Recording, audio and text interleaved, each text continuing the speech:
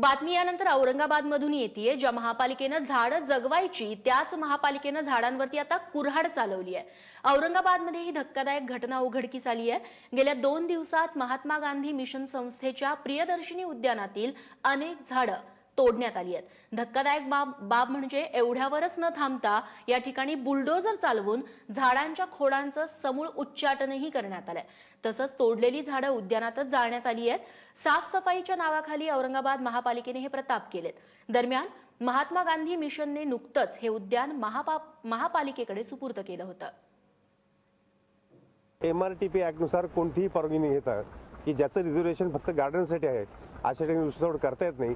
दुःखाची गोष्ट आहे की ज्या जिल्ह्याचे पालकमंत्री स्वतः पर्यावरण मंत्री आहेत त्या जिल्ह्यामध्ये असं घडत आहे हे अत्यंत दुःखाचं आहे।